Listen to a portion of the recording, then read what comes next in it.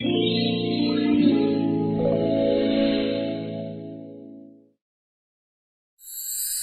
वाली बहू की गोद भराई।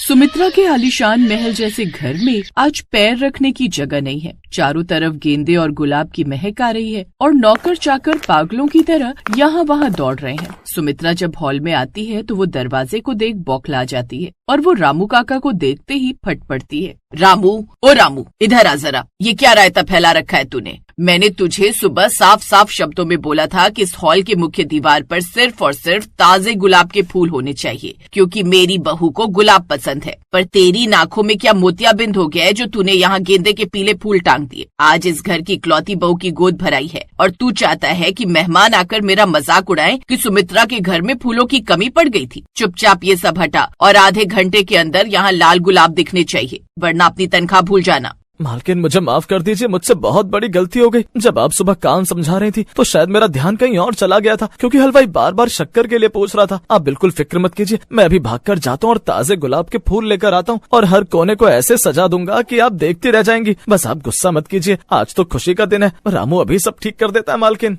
सुमित्रा अभी रामू को और दो चार खरी खोटी सुनाने वाली होती है कि तभी उसकी बहू पूजा, जो 8 महीने की गर्भवती है, धीरे धीरे अपने भारी पेट को संभालते हुए सीढ़ियों से नीचे आती है। वो अपनी सास का पारा चढ़ा देख उनके पास जाती है और बड़े प्यार से उनका हाथ थाम लेती है। क्या माँ जी, आप भी न सुबह सुबह इस बेचारे रामू काका पर क्यों भड़क रही हैं? उन्होंने गेंदे के फूल लगा दिए तो क्या आफत आ गई? आखिर फूल तो फूल ही होते हैं ना, और गेंदे के फूल तो शुभ माने जाते हैं। भगवान की पूजा में भी तो यही चढ़ते हैं। रामू काका, आप रहने दीजिए, इन फूलों को बदलने की कोई जरूरत नहीं है। आप जाकर हलवाई की मदद कीजिए, क्योंकि मेहमान आने वाले होंगे और मैं नहीं चाहती कि खाने पीने में कोई कमी रह जाए। बाकी सजावट मैं देख लूंगी। जी छोटी मालकिन, बहुत बहुत शुक्रिया जो आपने मुझे बचा लिया। मैं अभी जाकर किचन का काम देखता हूँ। और माँ जी, आप अब मेरे साथ चलिए और ये गुस्सा थूक दीजिए। आप फालतू में हर वक्त हर छोटी बात पर चिल्लाती रहती हैं। इससे आपकी ही तबीयत बिगड़ेगी और आज तो मेरा दिन है ना। तो क्या आप चाहती हैं कि मैं अपनी गोद भराई में अपनी प्यारी सास का उतरा हुआ चेहरा देखूं? चलिए सोफे पर बैठिए और थोड़ा पानी पीजिए। मेहमान आने वाले हैं और आपको तो सबका स्वागत करना है, तो चेहरे पर थोड़ी मुस्कान तो लाइए। अरे बहू, तू तो भोली है। अगर मैं गुस्सा ना करूँ और इन नौकरों को डांटू नहीं तो इस घर में एक तिनका भी अपनी जगह से नहीं हिलेगा। तू तो जानती ही है ना कि तू अपने मायके में कितने ठाट बाट से रहा करती थी। तेरे पिताजी ने तुझे महलों की राजकुमारी की तरह पाला है और अब तू इस घर की रानी है। तू यहाँ गर्भवती है और मैं अपनी महलों वाली बहू की गोद भराई में रत्ती भर भी कमी नहीं छोड़ना चाहती, क्योंकि तू इस खानदान को उसका पहला वारिस देने जा रही है। इस महल में बरसों बाद किलकारियां गूंजेंगी तो दुनिया को पता चलना चाहिए कि सुमित्रा की बहू की गोद भराई ऐसी हुई है, वैसी किसी ने सपने में भी न देखी हो। सुमित्रा अपनी बहू सोफे पर बैठा देती है। तभी सुमित्रा की पड़ोसन कांता अपनी बहू के साथ घर के अंदर दाखिल होती है।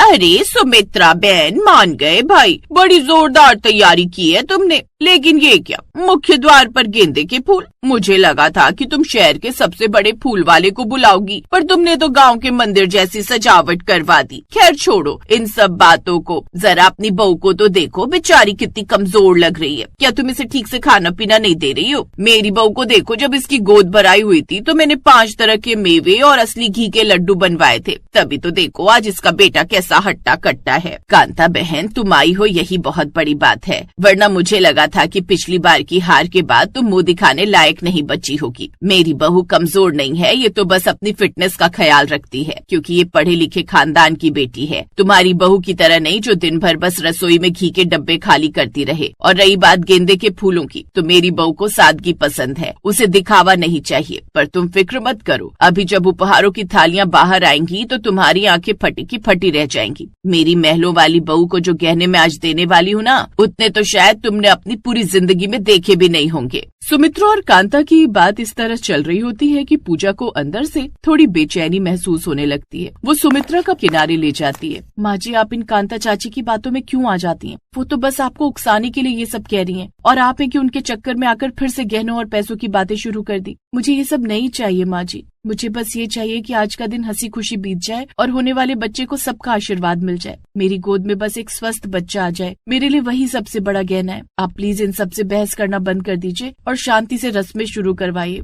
मुझे थोड़ा अजीब सा महसूस हो रहा है। तू चिंता मत कर मेरी बच्ची, मैं इन जैसी औरतों को चुप कराना अच्छे से जानती हूँ। ये कांता हमेशा मेरी बराबरी करने की कोशिश करती है पर कभी जीत नहीं पाती। तू जाकर थोड़ी देर आराम कर ले, मैं अभी रस्मों की थाली तैयार करवाती हूँ और फिर पंडित जी को बुलाती हूँ। और सुन, मैंने तेरे लिए वो पुश्तैनी 9 लखा हार निकलवाया है जो मेरी सास ने मुझे दिया था। आज वो हार तेरी गर्दन में होगा तो ये कांता जलकर राख हो जाएगी। तू बस इस महल की इज्जत है और तेरा मान बढ़ाना मेरा फर्ज है। तू जा और अपनी सहेलियों के साथ बैठ, मैं अभी सब संभाल लेती हूँ। पूजा अपनी सास की बात मानकर अपनी सहेलियों के पास जाकर बैठ जाती है जो शहर के बड़े बड़े घरों से आई थी। तभी पूजा की सबसे पक्की सहेली नेहा उससे धीरे से पूजा यार, तेरी सास तो अभी भी वैसी है, एकदम कड़क और रौब वाली। देख कैसे सबको अपनी उंगलियों पर नचा रही है। पर एक बात बता, क्या तू इस महल में खुश है? मतलब यहाँ तो हर बात पर पाबंदी होगी ना, ये मत करो वो मत करो, ऐसी साड़ी पहनो वैसा व्यवहार करो। मुझे तो लगता है कि तू अपनी आजादी मिस करती होगी, क्योंकि कॉलेज में तो तू सबसे ज्यादा बिंदास लड़की थी और अब यहाँ इस महलों वाली बहू के टैग के नीचे दबी जा रही है। नेहा देख, शुरू में तो मुझे भी ऐसा ही लगता था कि मैं कहाँ फंस गई हूँ। माँ जी के रूल और ये बड़े घर के कायदे कानून मुझे बहुत भारी लगते थे, लेकिन जब मैं बीमार पड़ी और उन्होंने मेरी जो सेवा की, जैसी माँ भी नहीं कर पाती, तब मुझे फील हुआ कि ये ऊपर से सख्त है पर अंदर से बहुत कोमल है। ये जो दिखावा और ठाट बाट तू देख रही है ना, ये बस दुनिया को दिखाने के लिए, पर मेरे लिए ये अपनी जान छिड़कती है। हाँ, कभी कभी उनके गुस्से से मुझे चिढ़ होती है, पर मैं जानती हूँ कि वो जो भी करती हैं इस घर की और मेरी भलाई के लिए करती हैं, इसलिए अब मुझे इस महल में ही अपनापन महसूस होता है। इस तरह दोनों आपस में बात करती हैं और थोड़ी देर बाद रस्मों का समय हो जाता है। सुमित्रा ने पूरे हॉल को उपहारों से भर दिया है। सोने के सिक्के, रेशमी साड़ियाँ और चांदी के बर्तन देखकर सभी मेहमान हैरान रह जाते हैं। कांता ये सब देखकर अंदर ही अंदर चिढ़ रही थी कि तभी सुमित्रा खड़े होकर घोषणा करती है, सुनिए सब लोग, आज मेरी बहू पूजा की गोद भराई है और इस खुशी के मौके पर मैं एक बड़ा ऐलान करना चाहती हूँ। मेरी बहू ने इस घर को स्वर्ग बना दिया है और इसके आने वाले बच्चे के नाम पर मैं शहर के बाहर वाला वो 5 एकड़ का फार्म हाउस आज ही कर रही हूँ। और तो और आज यहाँ जितने भी नौकर काम कर रहे हैं उन सबको 1-1 महीने की एक्स्ट्रा तनख्वाह बोनस में दी जाएगी। मेरी महलों वाली बहू ने साबित कर दिया है कि संस्कार सिर्फ गरीब घरों में नहीं बल्कि अमीर घरों में भी होते हैं और मैं चाहती हूँ कि उसकी गोद खुशियों से हमेशा भरी रहे। कांता के पास अब बोलने के लिए कुछ नहीं बचता और वो चुपचाप कोने में जाकर समोसे खाने लगती है। माँ जी, आपने ये सब जो किया उसकी कोई जरूरत नहीं थी। वो फार्म हाउस और ये सब पैसे आप अपने पास रखती तो भी मैं खुश रहती, पर आपकी ममता देखकर आज मेरी आंखें भर आईं। मुझे नहीं पता था कि आप मेरे लिए इतना सब कुछ सोच कर बैठी हैं। मैं वादा करती हूँ कि इस घर की और आपकी मान मर्यादा कभी कम नहीं होने दूंगी और आपके आने वाले पोते या पोती को भी वही संस्कार दूंगी जो आपने मुझे दिए हैं। आप सच में इस दुनिया की सबसे अच्छी सास है, भले ही आप थोड़ा ज्यादा गुस्सा करती हो। चल पगली, अब ज्यादा इमोशनल मत हो वरना तेरी आंखों का काजल फैल जाएगा और फोटो खराब आएगी। तुझे क्या लगा था कि तेरी सास सिर्फ डांटना जानती है? अरे जब तूने इस घर में कदम रखा था तभी से तू मेरी बेटी बन गई थी और एक माँ अपनी बेटी के लिए क्या नहीं करती। अब बस तू जल्दी से मुझे एक प्यारा सा पोता या पोती दे दे, फिर देख मैं इस महल को खिलौनों से कैसे भर देती हूँ। और रामू, ओ रामू, अब खड़े खड़े मुंह क्या देख रहा है? सबको गर्मा गर्म गुलाब जामुन परोसना शुरू कर, कोई भी मेहमान भूखा नहीं जाना चाहिए। सुमित्रा की बात सुनकर इस तरह अब रामू काका सभी को मिठाइयाँ देने लगते हैं और जब फंक्शन खत्म होता है तो सुमित्रा सभी को वो सारा खाना जो बचा हुआ था अपने अपने घर ले जाने की इजाजत भी दे देती है।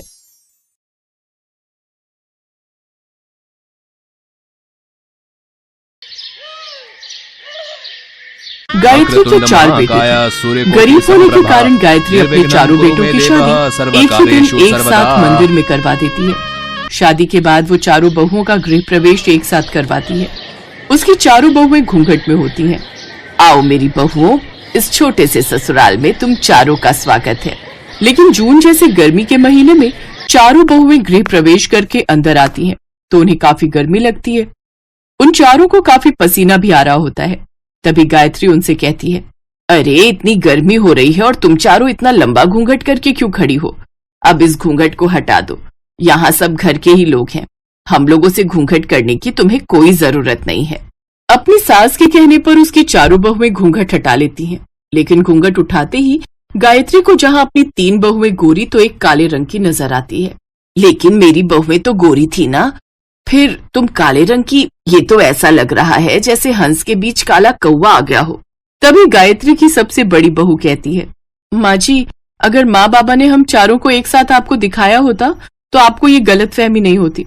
लेकिन उन्होंने सिर्फ हम तीनों को ही आपसे मिलवाया, क्योंकि जिस दिन आप हमें देखने घर आई थी उस दिन नंदिनी कॉलेज गई हुई थी, और इसी बात का फायदा माँ और बाबा ने उठाया और हमारे साथ साथ इस काली कलूटी को भी हमारे साथ ही भेज दिया। इतना बड़ा धोखा। लेकिन अब कर भी क्या सकते हैं, अब तो ये बहू बनकर आ ही गई। खैर कोई बात नहीं, कम से कम मेरी 3 बहू तो गोरी आई है। गायत्री को अपनी काली बहू बिल्कुल भी पसंद नहीं आती, तो वहीं प्रिया भी अपनी तीनों भाभियों से तो अच्छे से बात करती, लेकिन काली बहू को कुछ खास पसंद नहीं करती। नंदिनी को ससुराल में अपने पहले दिन पर ही खूब बातें सुननी पड़ती है। साथ ही उसकी सास और ननद का भेदभाव भी उसे साफ देखने को मिलता है। आप भाभी आराम से बात करो, मैं आप लोगों का खाना लेकर आती हूँ। कुछ देर बाद प्रिया खाना लेकर आती है, लेकिन वो 4 की जगह 3 प्लेट ही लाती है और अपनी तीनों भाभियों को दे देती है। तीनों गोरी बहुएं आराम से खाना खाने लगती हैं। ये देख नंदिनी कहती है, दीदी मेरा खाना अंदर रसोई में रखा है, जाकर खुद ले लो। अब क्या आपको भी परोस कर दूं क्या? कुछ देर बाद सभी खाना खाकर बैठती हैं, तो गायत्री तकिए और चादर लेकर आती है। आज से तुम चारों का कमरा यही है। ये लो तुम लोगों की चादर, तकिए और पंखा ये लगा हुआ है। बाकी कुछ दिनों में मेरे बेटे कूलर खरीद कर ले आएंगे, फिर तुम्हें उसमें गर्मी नहीं लगेगी। गायत्री की तीनों गोरी बहुएं चालाक थी। वो जल्दी से अपना बिस्तर लगाकर उसमें लेट जाती हैं, जबकि खाना खा रही नंदिनी खाना खाकर सबके जूठे बर्तन धोती है। फिर कमरे में सोने आती है तो वहाँ उसकी तीनों गोरी बहनें आराम से सो रही होती हैं। वो नंदिनी के लिए कुछ भी नहीं रखती। सारे बिस्तर तो तुम लोगों ने खुद ही ले लिए, मेरे लिए तो कुछ भी नहीं छोड़ा। कम से कम एक चादर ही दे देते, अब मैं क्या जमीन पर सोऊंगी? हाँ तो क्या हुआ, वैसे भी तुम्हारा रंग इतना काला है कि अब तुम जमीन पर सो या मिट्टी पर, क्या ही फर्क पड़ता है। अपनी बहन के मुंह से ये बात सुनकर नंदिनी को बहुत बुरा लगता है और वो सुबक सुबक कर रोती रहती है। मेरे काले रंग के कारण मेरी सगी बहनें भी मुझे पसंद नहीं करती। मेरा रंग काला है तो भला इसमें मेरा क्या कसूर है? माँ जी, अगर हम चारों बहुएं एक ही कमरे में सोएंगी तो हम अपने पतियों के साथ समय कब गुजारेंगी? बात तो तुम तीनों की सही है बहू। अच्छा एक काम करो, हफ्ते में 7 दिन होते हैं तो तुम तीनों 2-2 दिन बांट लो और अपनी उस कलूटी बहन को 1 दिन दे दो। ये तो आपने बिल्कुल ठीक कहा माँ जी, वैसे भी उस कल्लू के लिए 1 दिन भी बहुत है। कौन सा उसके पति को वो इतनी पसंद होगी? रसोई में काम कर रही नंदिनी ये सब बातें सुन लेती है, लेकिन वो किसी से कुछ नहीं कहती। फिर जब नंदिनी की बारी आती है तो वो अपने पति अनिल के साथ कमरे में आती है। बहुत दिनों बाद मैं कमरे में आया हूँ, तुम सबको तो काफी दिक्कत होती होगी ना एक कमरे में गुजारा करने में। जी ठीक कहा आपने। कोई बात नहीं, हम चारों भाई मेहनत करके थोड़े थोड़े पैसे जोड़कर कुछ समय बाद घर बनवा लेंगे। सुनिए जी, एक बात पूछूं? हाँ कहो ना। जिस तरह मैं अपने काले रंग की वजह से घर में किसी को पसंद नहीं हूँ, उस तरह क्या मैं आपको भी पसंद नहीं हूँ? तुम ऐसा क्यों सोचती हो नंदिनी? मेरे लिए काला गोरा सब एक समान है। मेरा मानना है कि इंसान के रंग से ज्यादा उसका दिल साफ होना चाहिए। शादी के बाद आज पहली बार उसे उस घर में समझने वाला कोई मिला, लेकिन उसकी तीनों चालाक गोरी बहनें उससे बीमारी का बहाना लगाकर उससे वो दिन भी छीन लेती हैं। नंदिनी, आज मेरी तबीयत कुछ ठीक नहीं है, ऐसा करो आज तुम छत पर ही सो जाओ। लेकिन वो क्या, वो ठीक ही तो कह रही है। वो अगर उसकी तबीयत ठीक नहीं है तो क्या कर सकते हैं? कहीं उसे बाहर किसी मच्छर ने काट लिया तो और दिक्कत हो जाएगी। जा काली बहू, तू छत पर ही सो जा। जी ठीक है माँ जी। लेकिन अब ऐसा एक बार नहीं बल्कि हर बार होने लगा। जिस दिन भी नंदिनी की बारी कमरे में सोने की आती तो उसकी तीनों बहनों में से कोई न कोई बहाना बनाकर उस कमरे में सो जाती और नंदिनी को कमरे से बाहर कर देती। माँ ये ठीक नहीं है। जब भी हमारी बात आती है या किसी भी चीज में नंदिनी को हक मिलना चाहिए तो वो हक आप उसे देती नहीं। अच्छा, अब तो इस कल की आई हुई लड़की के लिए मुझसे लड़ाई करेगा? इस कल्लो ने तेरे कान भर दिए क्या? देखिए, आप माँ जी से बहस मत कीजिए, कोई बात नहीं, हम छत पर ही सो जाएंगे। वो दोनों छत पर सो जाते हैं। फिर कुछ समय बाद चारों बहुएं एक साथ ही गर्भवती हो जाती हैं। अरे लो भाई, मुंह मीठा करो, मैं दादी बनने वाली हूँ। सचमुच आज मैं बहुत खुश हूँ। मैं तो अपने पोते पोती से खूब लाड लड़ाऊंगी।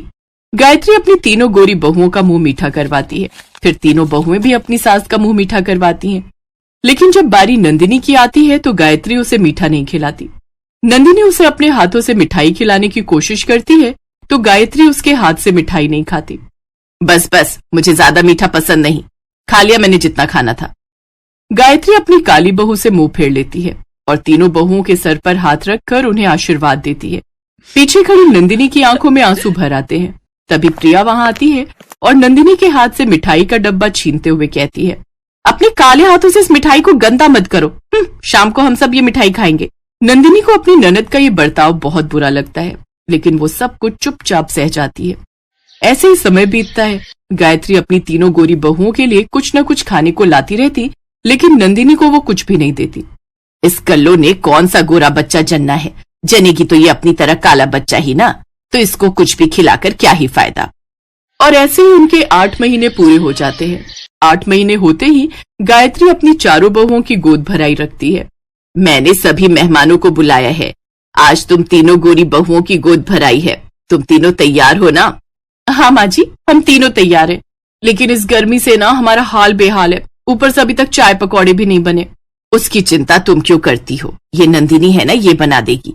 जा नंदिनी बहू, तू जाकर चाय पकौड़े बना दे, मेहमान आते ही होंगे। बेचारी नंदिनी गर्मी में जाकर सब मेहमानों के लिए चाय पकौड़े बनाने लगती है। उधर तीनों बहुओं की गोद भराई शुरू हो जाती है। आसपास के लोग उन्हें आशीर्वाद और शगुन और तोहफे देते हैं। फिर जल्दी जल्दी सभी मेहमानों को चाय पकौड़े परोसे जाते हैं। रसोई का सारा काम निपटाकर जब नंदिनी कमरे में आती है, तब तक गोद भराई की रस्म पूरी हो चुकी होती है। चलो, अब गोद भराई की रस्म तो पूरी हो गई। लेकिन ये सब अनिल देख लेता है और वो अपनी माँ पर गुस्सा होते हुए कहता है, माँ ये ठीक नहीं है। जब भी हमारी बात आती है या किसी भी चीज में नंदिनी को हक मिलना चाहिए, तो वो हक आप उसे देती नहीं। अब बस भी माँ, आज तो आपने हद ही कर दी। हम कब से देख रहे हैं कि इस घर में नंदिनी के साथ लगातार भेदभाव हो रहा है। जहाँ इस घर में 4 बहुओं की गोद भराई एक साथ होनी थी, तो आपने केवल अपनी 3 बहुओं की ही गोद भराई करवाई। अरे आपको शर्म होनी चाहिए। एक औरत होकर आप एक औरत के साथ सिर्फ उसके रंग के लिए भेदभाव कर रही हैं। इस तरह अनिल अपनी तीनों गोरी भाभियों और अपनी माँ को उनकी गलती का एहसास दिलवाता है। बस भी कर बेटा, अब और कुछ मत बोल, हमें अपनी गलती का एहसास है। हाँ, हम तीनों को माफ कर दो नंदिनी। हमने सगी बहनें होकर भी हमेशा तुम्हारे रंग को लेकर तुमसे भेदभाव किया। मुझे भी माफ कर दो नंदिनी भाभी। नंदिनी उन सबको माफ कर देती है। अब हम सब अपनी नंदिनी बहू की गोद भराई करेंगे। फिर गायत्री और उसकी तीनों गोरी बहुएं सब मेहमानों के साथ नंदिनी की गोद भराई करती हैं। फिर सब एक साथ खुशी खुशी रहने लगती हैं।